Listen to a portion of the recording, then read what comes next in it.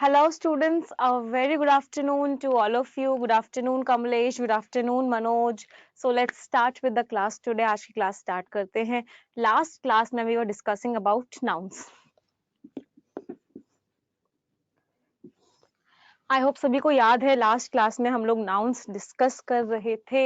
So हमने we studied about types of nouns. We studied about cases of nouns और हमने last case पे end की थी कल की Saturday, in fact Friday की class. That was possessive case. Right? We had studied, हमने क्या पढ़ा था कि we use apostrophe s with possessive case. Possessive case के साथ हम apostrophe s use करते हैं, but whenever there is a hissing sound, जब भी hissing sound होती है तो हम वहां से apostrophe s हटा देते हैं. I am great Shifali. Manoj Kumar, you just drop me a mail. एक मुझे mail drop कर देना nimisha.bansal@adda247.com पे. I'll share the telegram link. Gaurav Singh, it is not possible for me to attend. आपकी 4 क्लास वाली अपडेट नहीं हुई है. 4 PM 4th मई की क्लास अपडेट नहीं हुई है. ठीक है, I will check. Gaurav Singh, एक बार आप मुझे इस चीज के लिए मेल और कर देना nimisha.bansal@adda247.com पे. अगर अपडेट नहीं हुई होगी तो मैं उसे आज अपडेट करवा दूंगी. Let's start. Shall we start now? Start करें. आज मैं थोड़ी सी अजीब लग रही हूँ क्योंकि मैं एकदम भागते भागते फुल स्पीड में आई हूँ कि आप लोगों की क्लास में मैं लेट ना हो जाऊं. Okay, so let's start with the class today. Class start करते हैं. पॉसेसिव केस में हमने पढ़ा था कि we use apostrophe S. Apostrophe S हम यूज करते हैं. सेकेंड थिंग, अपोस्ट्रोफे एस को हम नॉन लिविंग थिंग्स के साथ यूज नहीं करते. We do not use it with non living things. Non living things के साथ हम यूज नहीं करते अपोस्ट्रोफे एस को. फॉर एग्जाम्पल, अगर कहीं लिखा हुआ मिल जाए tables legs, if something is written like this then this is wrong. ये एकदम गलत है. इसकी जगह क्या लिखा हुआ होना चाहिए था? legs of the table. this would have been correct. this is wrong. अगर आपको कहीं मिल जाए, अच्छा, श्रवण इज टेलिंग मी 4th में को क्लास नहीं हुई थी, LIC का एग्जाम था. यस शुभम, 4th में को क्लास ही नहीं हुई थी इसलिए अपलोड नहीं है वहां पे. दूसरी थिंग, अगर कहीं लिखा हुआ मिल जाए doors bolt, then this is wrong. why? because door is a non living thing और non living thing के लिए हम apostrophe s को यूज नहीं करते. हम क्या लिखेंगे वहां पे? we will write bolt of the door. अगर मुझे कहीं लिखा हुआ मिल जाए पेंस इंक, पेंस इंक नहीं होगा, क्या होगा? Ink of the pen. मतलब apostrophe s को हम नॉन लिविंग थिंग्स के साथ यूज नहीं करते. we do not use apostrophe s with non living things. is this point clear? But English में अगर एक्सेप्शंस ना हो, if we do not have exceptions in English तो मजा ही नहीं आएगा पढ़ने का. So there are certain exceptions. कुछ हमारे एक्सेप्शंस होते हैं जहां पे हम नॉन लिविंग थिंग्स के साथ भी apostrophe s को लगाते हैं. Let's read that exceptions. Let's read those exceptions. एक बार उन एक्सेप्शंस को पढ़ते हैं, एक बार से नोट कर लीजिए. Please note it down everyone.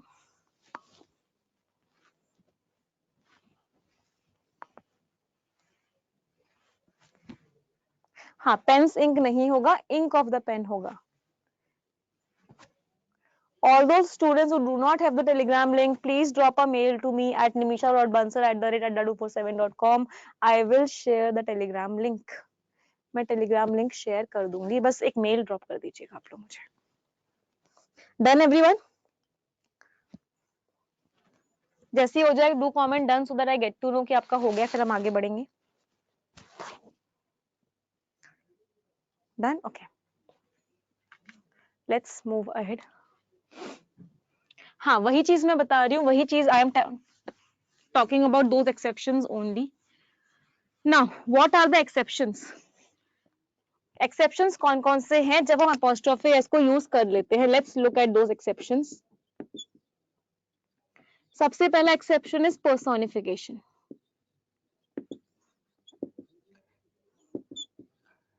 First is personification.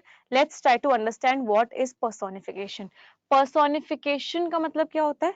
Personification in Hindi we call it मानवीकरण. Personification means when a non living thing, when a non-living thing is treated as a living thing.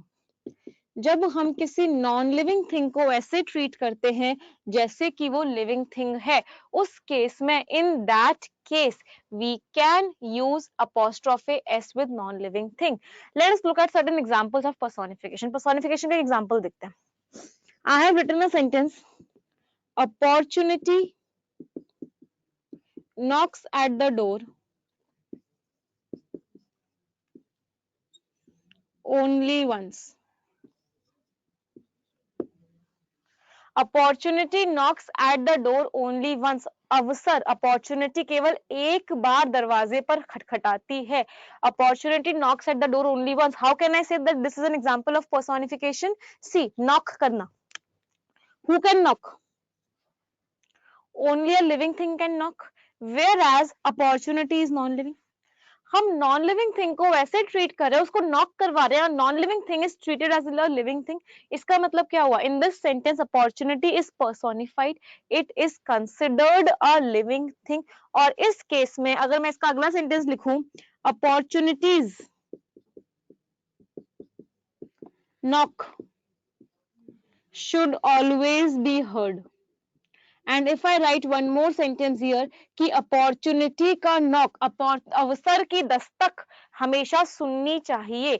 यहाँ पे मैंने I have used apostrophe s and this is not wrong, this is correct. Why it is correct? Why? Because it was personified. इसको हमने personify किया था. That is why we can use apostrophe s with non-living thing also. क्या ये point number 1 सभी को clear है? Animals के साथ आ सकता है because they are living things. Is this point clear everyone कि हम ये यहाँ कैसे यूज कर सकते हैं? Second point, point number 2, we can use apostrophe s with place, we can use it with time, we can use it with celestial body, we can use it with idioms and phrases, we can use it with units. Apostrophe S को हम इन सारी चीजों के साथ भी use कर सकते हैं. I can use it with, हाँ, I will tell you Nainish, don't worry, एक एक करके मैं सारे डिस्कस करूंगी. Apostrophe s can be used with place. What means if I have written Delhi's pollution, if I write Delhi's pollution, this is absolutely correct. Why? What is the reason? Because Delhi is a place and apostrophe s can be used with the name of a place. Apostrophe s को हम जगह के नाम के साथ use कर सकते हैं. If I write Diwali's celebrations, Diwali is a time, एक फेस्टिवल है, वो एक पर्टिकुलर टाइम पे होता है. Apostrophe S is clear. What do you mean by celestial bodies? And celestial body क्या होता है? वो बॉडीज जो स्पेस में फ्लोट करती हैं, जो अंतरिक्ष में तैर रही होती हैं. For example sun, for example moon, for example earth, for example Mercury, for example Venus. सारे के सारे प्लैनेट, स्टार्स, सन, मून, सारे के सारे किस में आते हैं, किस कैटेगरी में आते हैं? All of them are celestial bodies. तो I can write the sun's rays. कोई भी गलती इसमें नहीं है. I can clearly write the sun's rays. Idioms and phrases, कुछ idioms and phrases होते हैं जिसके आगे हम apostrophe s यूज करें कोई फर्क नहीं पड़ता. For example, my house is at a stone's throw from here.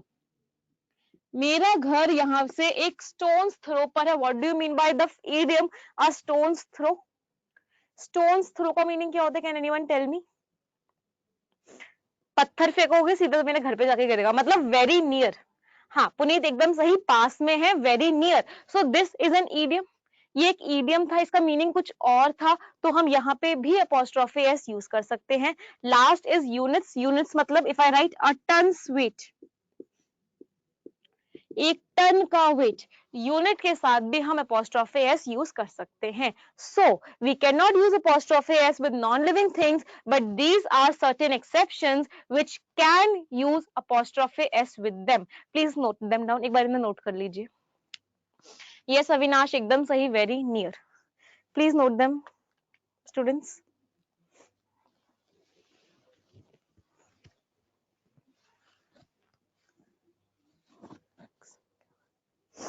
Celestial body, the sun's rays, सूरज की किरणें, sun's rays, moon's orbit, Earth's atmosphere, all those bodies which float in space are known as celestial bodies. हाँ, celestial bodies, heavenly bodies, they are similar. Time का कुछ और example, new years in the celebrations, new years eve. Preeti, I have already shared the solutions. Check your Telegram group.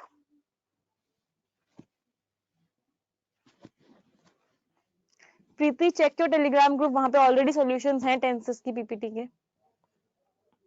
Done everyone? Okay, let's move ahead. एक बार आगे बढ़ते हैं.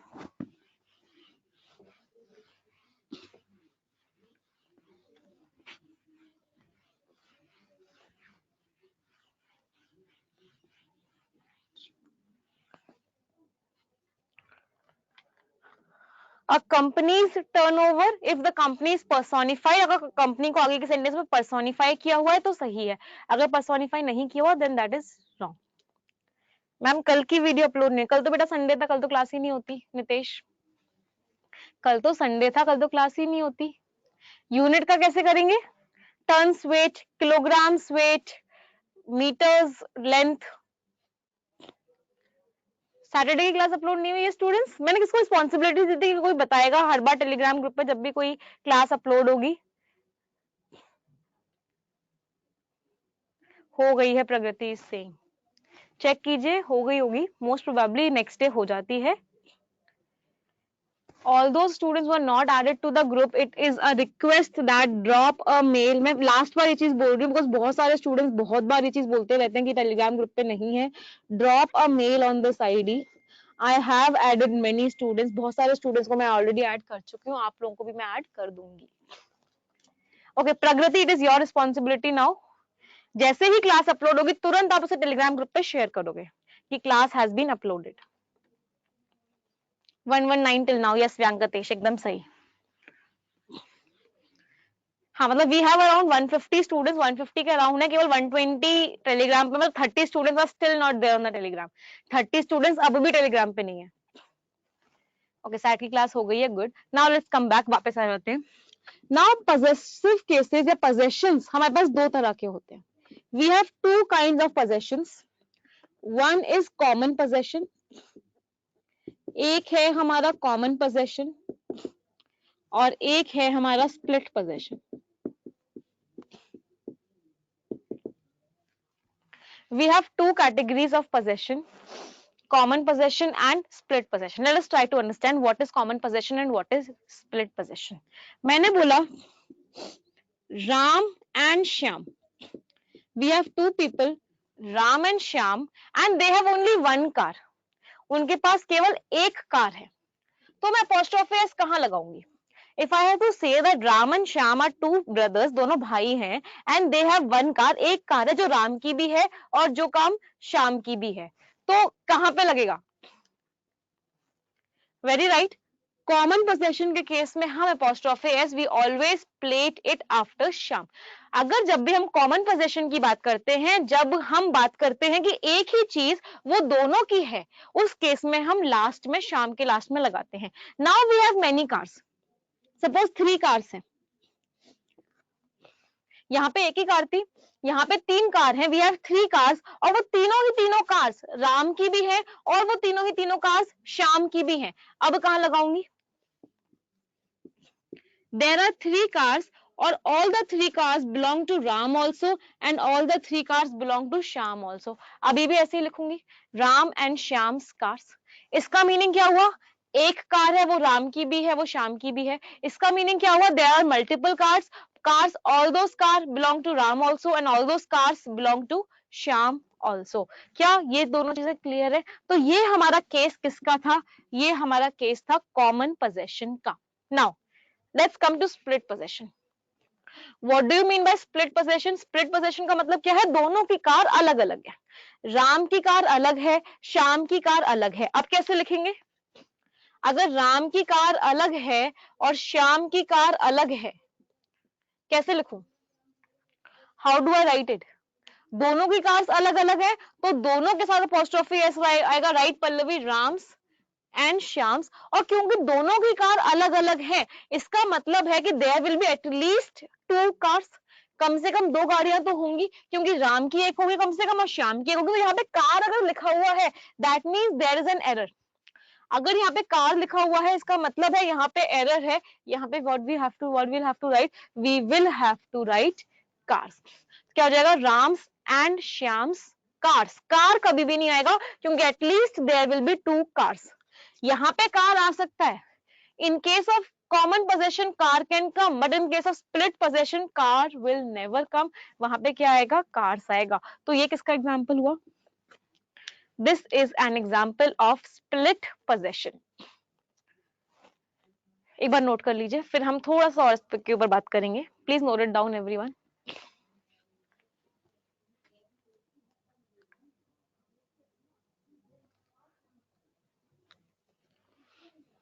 Done? नहीं अदिति, ज्यादा मिस नहीं हुआ है। नाउ अब suppose I have to write, मुझे लिखना है एक सेंटेंस। क्या सेंटेंस मुझे लिखना है students, I have to write Ram and Shyam's wife went to the market. 2 लोग मार्केट गए हैं, एक तो राम गया है और एक श्याम की वाइफ गई है। दोनों को मैं साथ में कैसे लिखूंगी, can anyone tell me? Ram and Shyam's wife went to the market कैसे लिखूं मैं? I want to tell the reader that 2 people have gone to the market. One is Ram and one is Shyam's wife. Can anyone tell me? कैसे लिखूंगी? अगर मैंने ऐसे लिखा Ram and Shyam's wife went to the market. Is this sentence correct? क्या ये sentence सही है? नहीं, मुझे apostrophe तो लगाना ही लगाना है।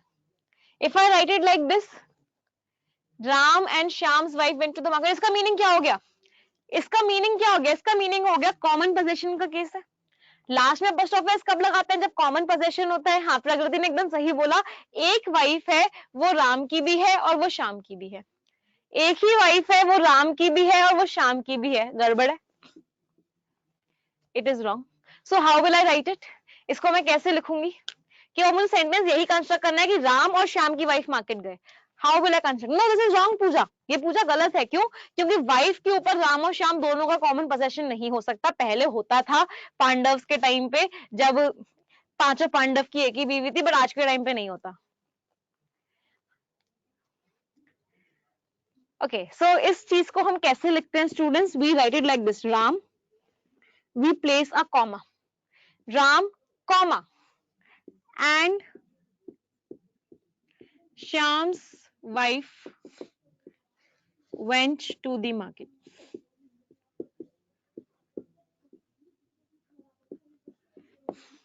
Ram, comma and Shyam's wife went to the market. अगर हम राम एंड श्याम्स वाइफ लिख देंगे सेंटेंस का मीनिंग चेंज हो जाएगा। नहीं, पहले हमें राम को ही बताना कि हाँ राम पहले गया फिर श्याम की वाइफ गई। सो जब भी कुछ ऐसा केस होता है, we separate these 2 things with the help of a comma. Very right Shipali, polyandry हो जाएगा अगर हमने पहला वाला सेंटेंस लिख दिया तो। डिफरेंस लाने के लिए what we will do, we will put a comma here. Now I am writing one sentence, you will tell me whether that sentence is correct और नॉट। पहले एक बार से कॉपी कर लीजिए। अगर ये लिख दिया शिल्पा राम्स एंड श्याम्स वाइफ, इसका मतलब क्या हुआ, राम की बीवी और श्याम की बीवी मार्केट गए। But I do not want to tell this, मुझे बोलना है राम और श्याम की wife. I do not have to tell कि राम की वाइफ और श्याम की वाइफ, नहीं। Please note it down, then we'll move ahead, फिर हम आगे बढ़ेंगे। डन? ओके, बाकी लोगों ने भी कर लिया ना?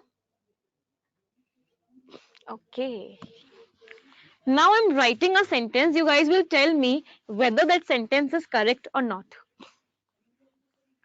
मैंने एक सेंटेंस लिखा students,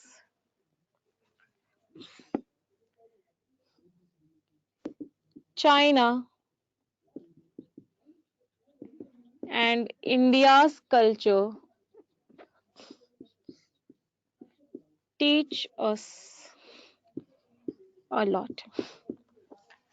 Is this sentence correct?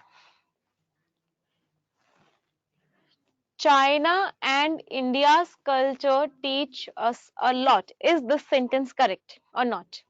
नहीं, गलत है। क्या गलती है? क्या चाइना और इंडिया का एक ही कल्चर है? इसका मीनिंग क्या हुआ? इसका मीनिंग क्या हुआ? इसका मीनिंग हुआ कॉमन पोजेशन। बट क्या चाइना और इंडिया का सेम कल्चर है? नहीं, they have different cultures, that means common possession नहीं आ सकता, culture is not same. So what, how we will correct it? China's and India's culture teach us a lot. अब culture के आगे क्या लगाना पड़ेगा? yes. China's and India's cultures teach us a lot. They do not have same culture, तो common possession तो आ ही नहीं सकता. क्या आएगा? स्प्लिट पोजेशन आएगा. स्प्लिट पोजेशन का मीनिंग क्या है? हम दोनों के आगे अपोस्ट्रोफे एस लगाएंगे. Any doubt anyone? एकदम सही, बहुत सारे स्टूडेंट्स ने एकदम सही आंसर दिया है. Very good. मूविंग अहेड, आगे बढ़ते हैं. केसेस हमने किया. Now we will discuss noun and number. चला रब इट, रब कर दो इसे.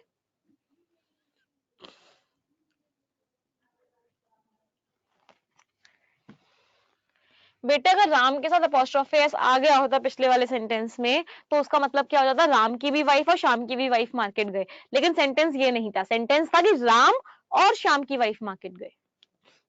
Moving ahead with the next topic, that is nouns and number.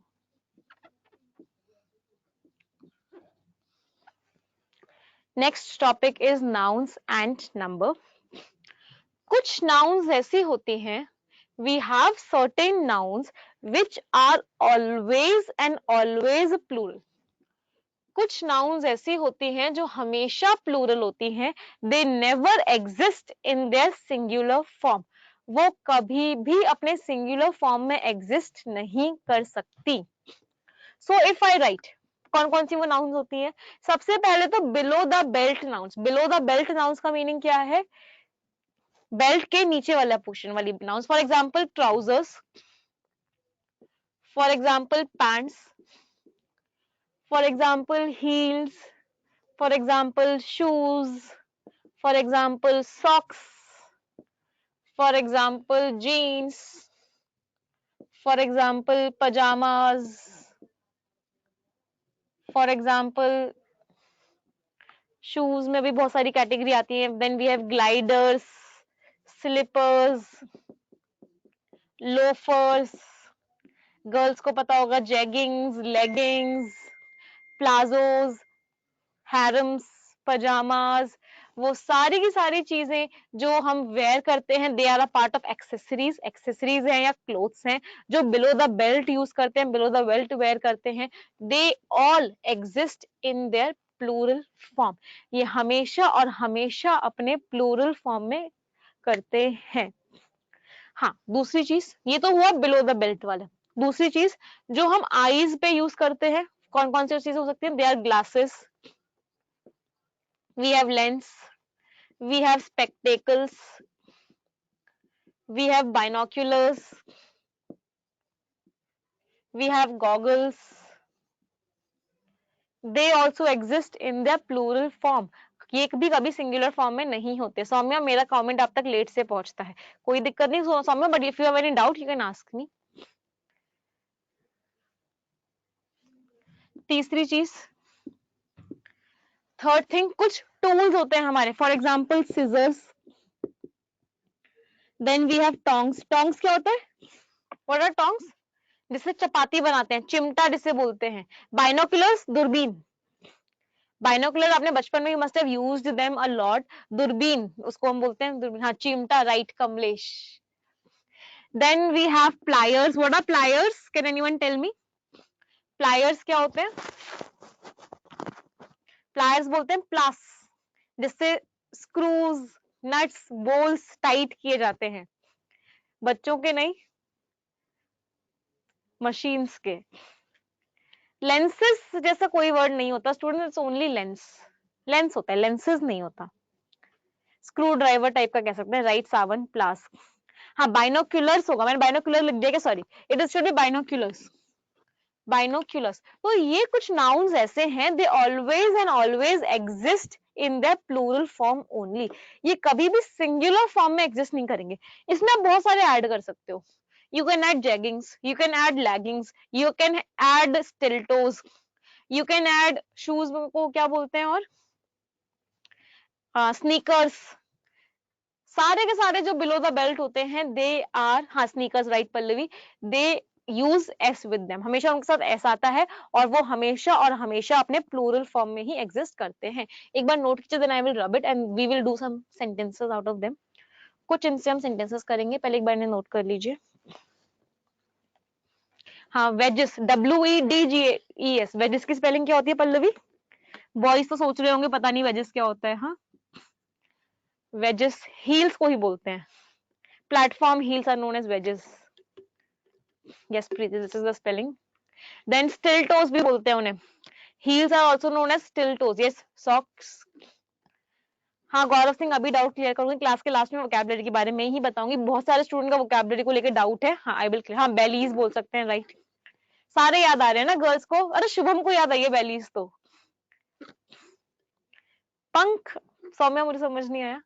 Third, कौन सा थर्ड वाला बच्चे? ये हील्स, जो शूज में हील्स होती हैं। प्लीज नोट देम डाउन, फिर हम आगे बढ़ेंगे students.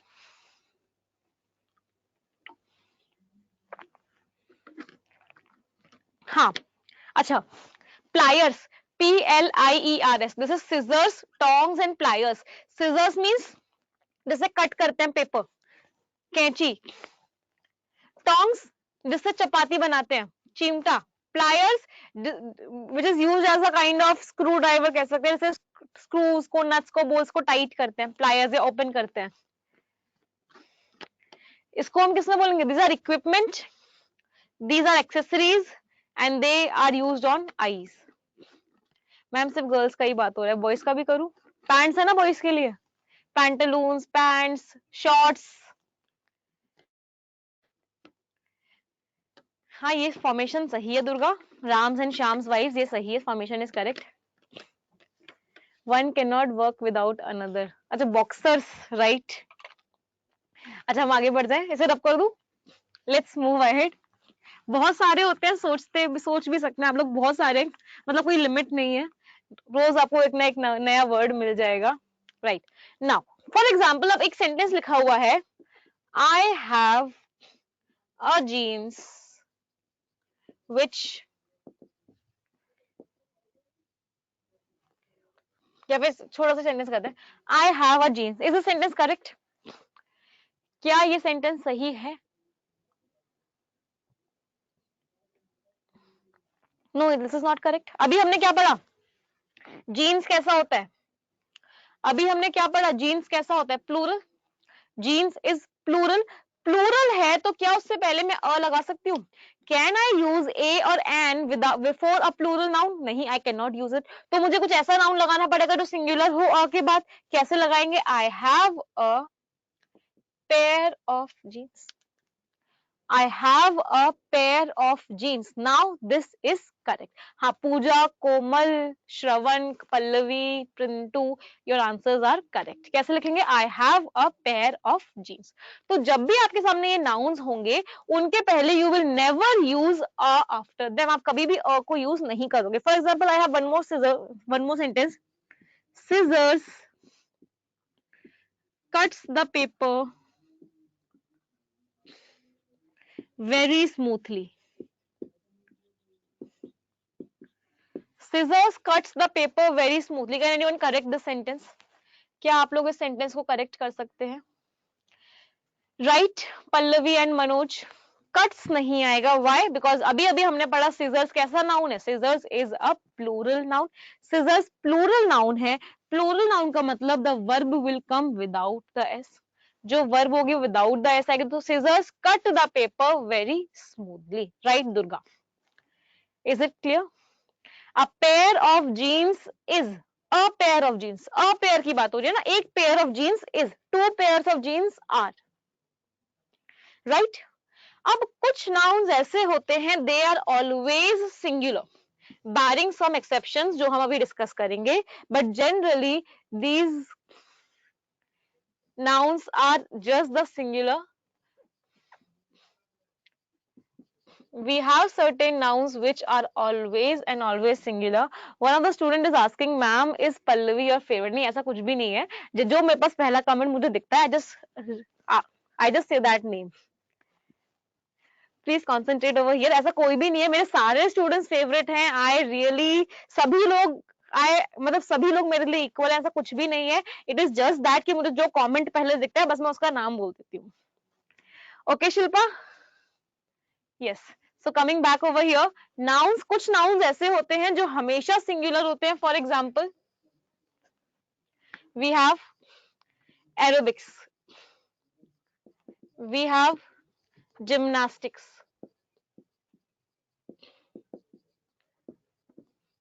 then we have names of certain diseases, mumps, measles, rickets, arthritis,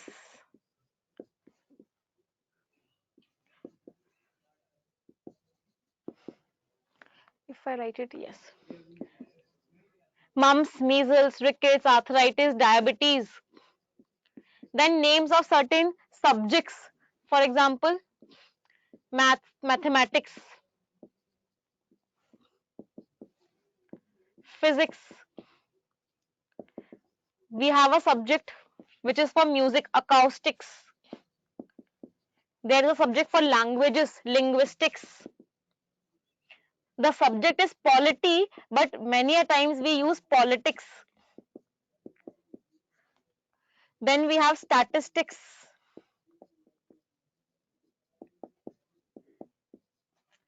So we have a lot of words. Yes, right, Savan, we have economics.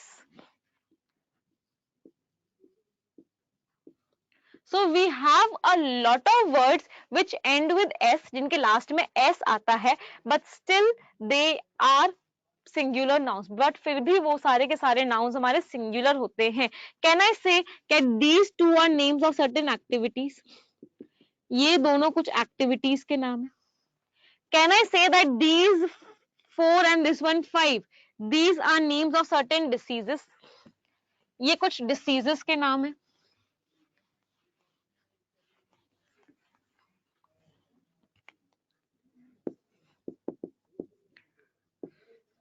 बाकी सारे they are related to subjects, वो सारे के सारे सब्जेक्ट्स के नाम है.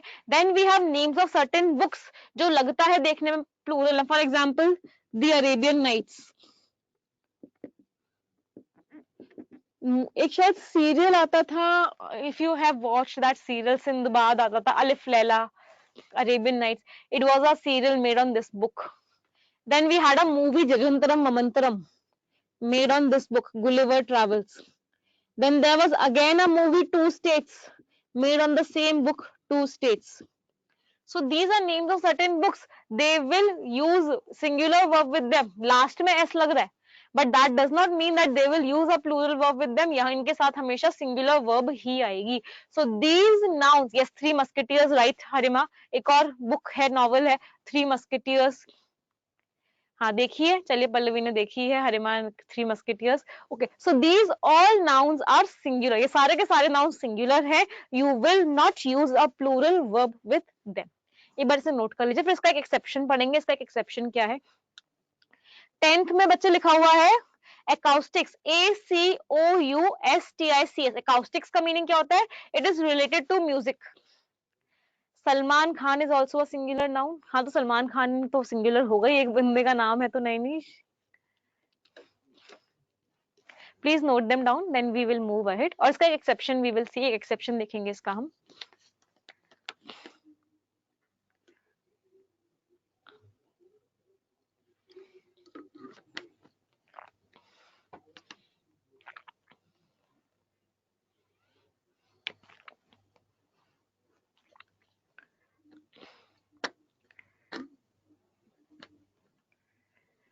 Shefali Singh ma'am, laptop में कमेंट्स लेट आते हैं इसलिए आप मेरा नाम नहीं देख पाते. कोई बात नहीं बच्चे, ले लिया करूंगी नाम जब भी आप कमेंट करोगे, don't worry. Okay, thank you Manoj. Let's come back here. एक बार वापस आते हैं. Now we have two subjects. दो हमारे सब्जेक्ट्स हैं जिनके बारे में we will discuss. The first subject is mathematics. See, if a sentence is written, mathematics dash my favorite subject. We have a sentence which says mathematics dash my favorite subject, and second sentence I have written is mathematics dash us that he earns a lot of money. Can anyone tell me what will come in sentence number 1 and what will come in sentence number 2? Mathematics dash my favorite subject and mathematics dash us that he earns a lot of money. First में are आएगा, second नहीं, second में are option नहीं, second में you have two options, you have tail और tails. What will come? First sentence is will come and second sentence tail will come. Let's try to understand it. एक बार इसको समझने की कोशिश करते हैं. टेल्स नहीं आएगा Pintu, tell will come in second sentence.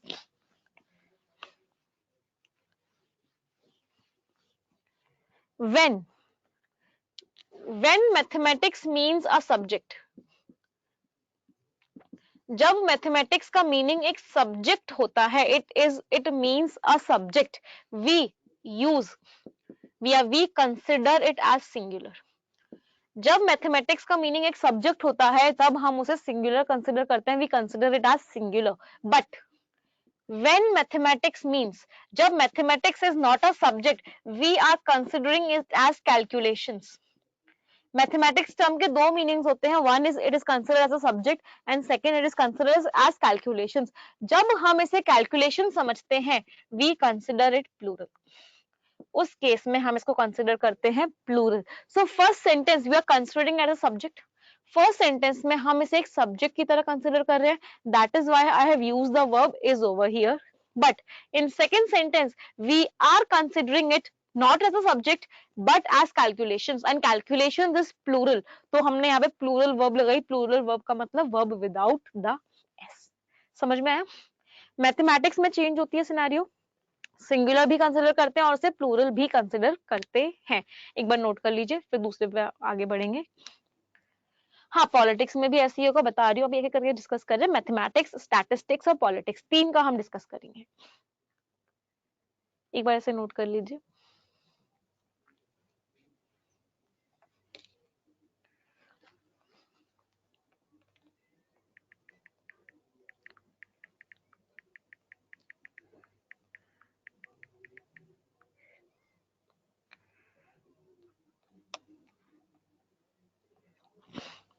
Done everyone?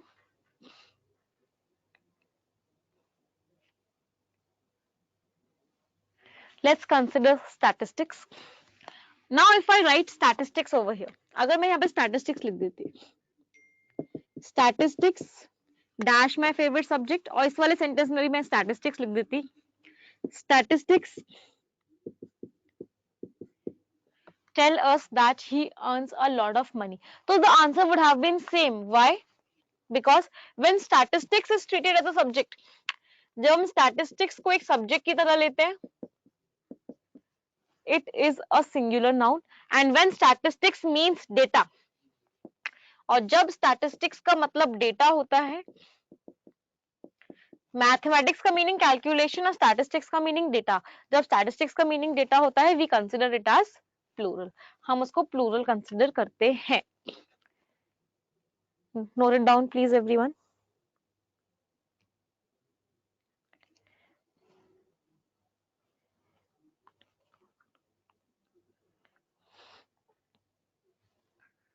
जल्दी से इसको नोट कीजिए.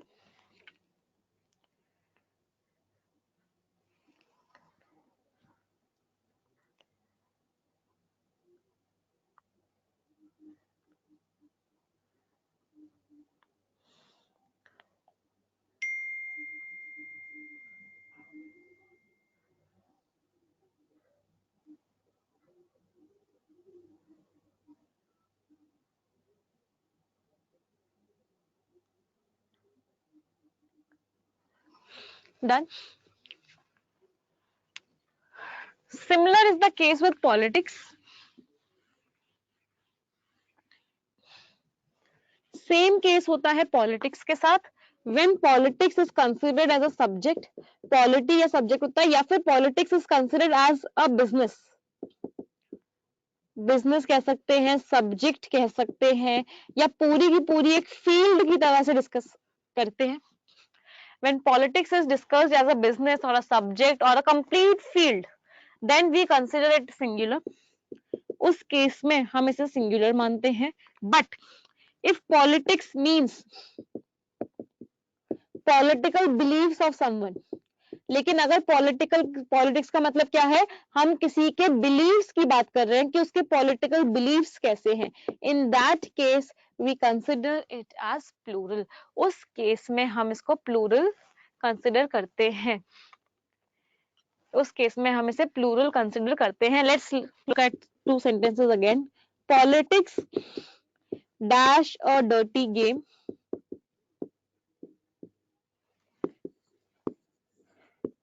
His politics dashed या फिर his politics dash dirty. Tell me, where is will come and where are will come? Students, those who all of you have joined, जिन्होंने course कभी भी join किया है, what I will do is मैं आज एक मेल ड्राफ्ट करवाऊंगी टेक्निकल टीम से, and आज तक जो भी हमने पीपीटीज डिस्कस की हैं, जो भी हमने पीडीएफ डिस्कस की हैं, वो सारी की सारी आपको मेल्स में शेयर हो जाएंगी. डू नॉट वरी रिगार्डिंग, आज ही मैं ये मेल शेयर करवाऊंगी. सो क्या हो जाएगा, politics is a dirty game and his politics are dirty. Here we are talking of a politics as a field. पूरा फील्ड की तरह बात कर, हमने क्या लगाया इस. बट यहाँ पे उसकी पॉलिटिक्स मतलब उसके पॉलिटिकल बिलीफ्स जो है, उसका पॉलिटिकल सिस्टम जो है, यहाँ पे क्या आएगा, हिज पॉलिटिक्स आर डर्टी. क्या ये नाउन एंड नंबर सभी को क्लियर है? Next point is nouns and units. Shall I rub it? Note कर लिया?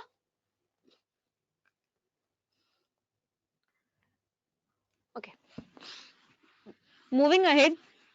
Next is nouns and units.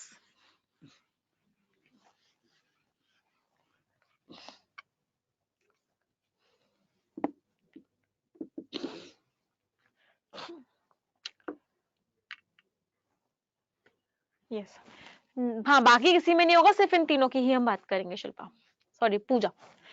Nouns and units की let's talk about them. We will talk of two kinds of units. One is definite units. If in fact we will talk of three kind of units.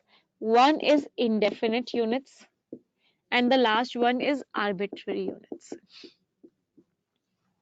Definite, indefinite and arbitrary. Definite का मतलब I am very sure of it. 5 kilograms, 10 rupees, 600 dozens, 10 kgs, 10 grams. मुझे बिल्कुल पता है exact कितने amount की बात हो रही है, एग्जैक्ट कितनी वो यूनिट की बात हो रही है. If I am very sure of it, then that comes under definite units.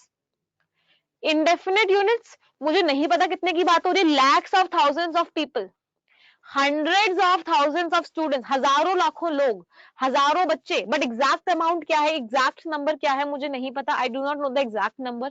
That is what, that is indefinite units.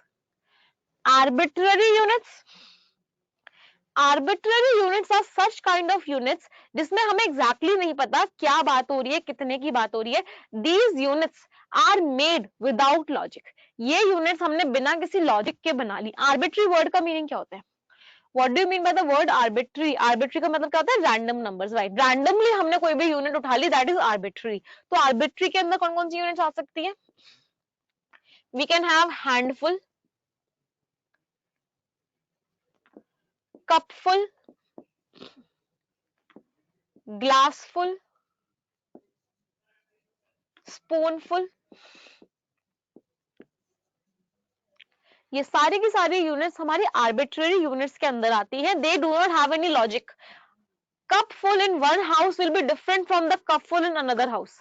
एक घर में कप का साइज कुछ होगा, दूसरे घर में कप का साइज कुछ और होगा. तो यूनिट्स चेंज होती रहेंगी from person to person, house to house, country to country, city to city.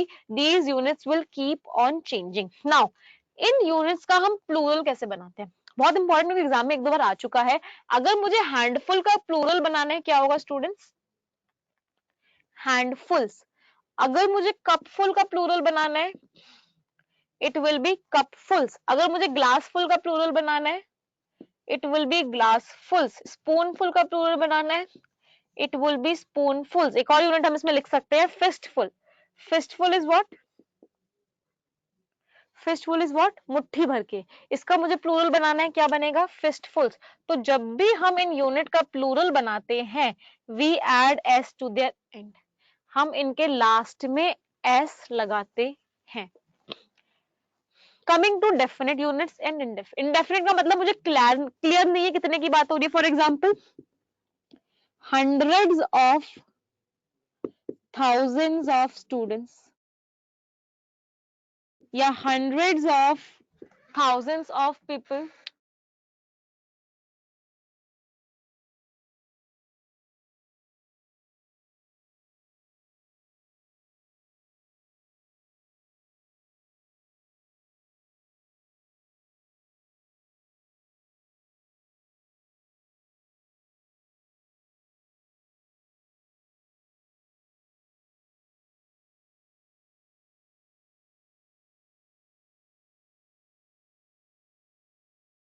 hundreds of thousands of people, indefinite है, I cannot say। हाँ कोई बात नहीं, वापस आ गए, we are back. hundreds of thousands of people, मुझे डेफिनेटली नहीं पता कितने अमाउंट की बात हो रही है, तो this will come under indefinite units। Coming to definite units, मुझे एग्जैक्ट पता है 10,000 rupees.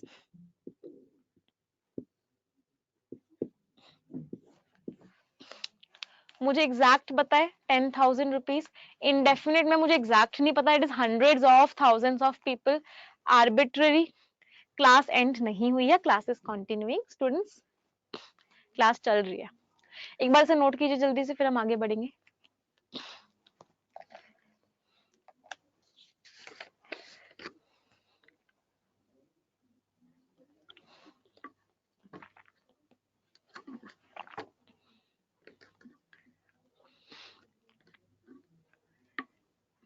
Okay, Shilpa, I'll send the answers also, don't worry। हाँ अभी सेंटेंसेस करेंगे, डोंट वरी, आई विल, हम तीनों यूनिट्स के अभी सेंटेंसेस करेंगे, तो आपको सबको क्लियर हो जाएगा सिंगुलर कैसे यूज करना है, प्लूरल कैसे यूज करना है। हाँ, पिंच ऑफ कौन सी यूनिट होगी, आर्बिट्ररी यूनिट।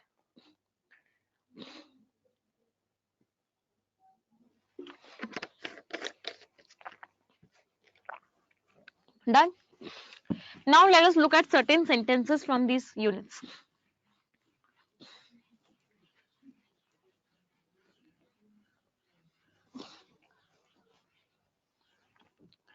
इन यूनिट्स से हम कुछ सेंटेंसेस लेंगे।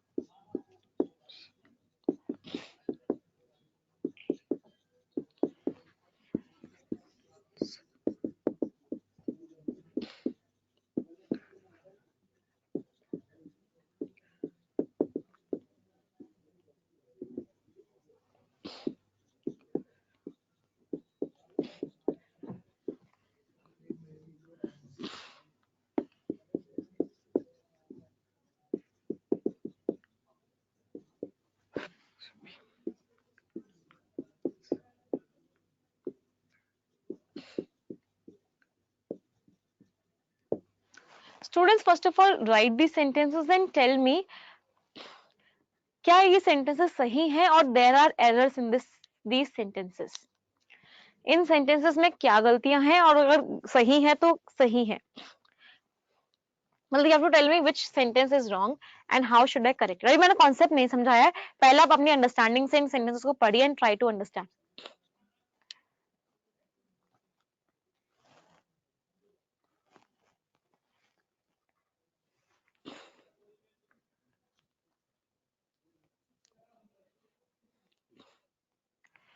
Okay, let's look at the concept now. एक बार कॉन्सेप्ट समझते हैं, बहुत ध्यान से समझना, कहीं भी कोई भी डाउट हो तो प्लीज पूछ लेना।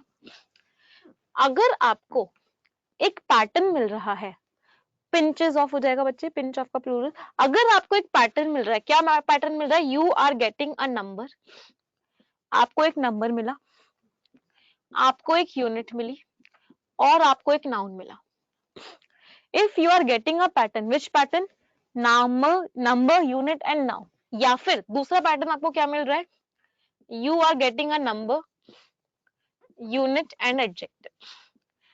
इन दोनों में से अगर आपको कोई भी पैटर्न मिल रहा है, if you are getting any pattern out of them, then this unit, ये जो यूनिट है ये हमेशा और हमेशा कैसी आती है? This unit is always and always singular. ये यूनिट हमेशा और हमेशा सिंगुलर होती है। Now let me look at first question. एक बार फर्स्ट क्वेश्चन को देखते हैं। मुझे नंबर मिला, I got a number, I got a unit, मुझे यूनिट मिली, और मुझे एडजेक्टिव मिला। नंबर, यूनिट, एडजेक्टिव, पैटर्न मिला number, unit, adjective. So this unit will be singular, ये यूनिट सिंगुलर होगी। एरर है, इंचेस लिखा है, यहाँ पे मैं क्या लिखूंगी? I should have written inch over here. क्या चीज समझ में आई सभी को? नंबर, यूनिट, नाउन मिलेगा तो वो यूनिट हमेशा सिंगुलर होगी। Look at this question, question number 3। Number, number मिला, यूनिट, यूनिट मिली, नाउन मिला। नंबर, यूनिट, नाउन, अगेन मुझे पैटर्न मिला number, unit, noun. So this unit will be singular, ये यूनिट सिंगुलर होगी। मतलब यहाँ पे एरर है, स्पून फुल्स नहीं होगा, क्या आएगा? स्पून फुल आएगा। Is this concept clear everyone? Concept number 1 clear. Coming to concept number 2। Concept number 2 क्या बोलता है? अगर मुझे ये पैटर्न नहीं मिले, if I do not get this pattern, अगर मुझे ये पैटर्न नहीं मिले, मुझे पैटर्न क्या मिले? मुझे केवल और केवल पैटर्न यहां तक मिला, मुझे केवल और केवल नंबर और यूनिट मिला।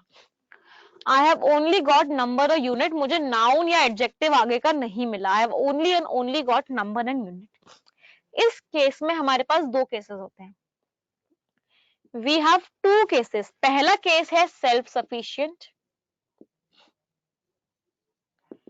And second case is not self sufficient. First case is self-sufficient and second case is not self-sufficient। मतलब अगर वो सेंटेंस अपना मीनिंग समझाने में सफिशिएंट है, उस सेंटेंस को पढ़ के प्रॉपरली सेंटेंस का मीनिंग समझ में आ रहा है, in that case you will use a plural unit. उस केस में आप प्लूरल यूनिट यूज करोगे। But if the sentence is not self sufficient, अगर वो सेंटेंस सेल्फ सफिशिएंट नहीं है, आपको सेंटेंस को देख के मीनिंग समझ में नहीं आ रहा properly, you will use a singular unit there. उस केस में आप सिंगुलर यूनिट को यूज करोगे। I am repeating it again. अगर सेल्फ सफिशिएंट है तो प्लूरल यूनिट, अगर सेल्फ सफिशिएंट नहीं है तो singular unit. See question number 4। He has 6 rupee. Number मिला, यूनिट मिली, नंबर और unit. Now I will see, क्या ये सेल्फ सफिशिएंट है? हाँ, 6 रुपए उसके पास है, पूरा मीनिंग क्लियर है। It is self sufficient. Since the complete meaning is clear, I will use the plural unit. Plural unit का मतलब क्या है? मैं क्या यूज करूंगी? He has 6 rupees. अगला क्वेश्चन देखो, देयर आर 10 डजन। क्या मीनिंग समझ में आ रहा है? किस चीज का 10 डजन? किस चीज का 10 dozen? 10 dozen of pencils, 10 dozen of books, 10 dozen of mangoes. नहीं समझ में आ रहा? The sentence is not self sufficient. Sentence self sufficient नहीं है। सेल्फ सफिशिएंट नहीं है मतलब यूनिट कैसी आएगी? सिंगुलर आएगी। और यूनिट कैसी लिखी हुई है? सिंगुलर ही लिखी हुई है। मतलब this sentence was correct. This sentence was correct. There are 10 dozen. क्या चीज समझ में आई? Is this thing clear? Now, coming to question number 2, lakhs of thousands of students took the test. जब भी हम indefinite units को arrange करते हैं, whenever we arrange indefinite units, we arrange them in their ascending order. हम उन units को हमेशा उनके असेंडिंग ऑर्डर में अरेंज करते हैं। असेंडिंग ऑर्डर का मतलब क्या है? क्या आएगा? thousands of lakhs of students। जब भी हम असेंडिंग ऑर्डर को अरेंज करते हैं, हम उन्हें हमेशा असेंडिंग ऑर्डर में अरेंज करते हैं। Should be thousands of lakhs of students. I hope सारे के सारे सेंटेंसेस सभी को क्लियर है। एक बार जल्दी से इसे नोट कर लीजिए, देन वी विल। हाँ, thousands of lakhs of students. Unit समझ में आया कैसे लगाते हैं? Okay students, we will speak 2 sentences, 2 sentences हम सभी लोग मिल, हाँ, thousands of lakhs of students took the test, उसके बाद आर आएगा, इज नहीं आएगा, इज नहीं आएगा, आर आएगा, प्लूरल है। lakhs of, lakhs के बाद thousands नहीं हो, thousands के बाद lakh हो, thousands of lakhs of students are taking the test, are plural है ना ये हमेशा। कोई डाउट किसी को? इज नहीं आएगा पल्लवी, आर आएगा, lakhs of thousands of students, thousands of lakhs of students। Okay so we will speak 2 sentences, 2 sentences सभी लोग मिलकर बोलेंगे, 1 2 3 and go. English is a very easy language, I am very good at English. Thank you everyone.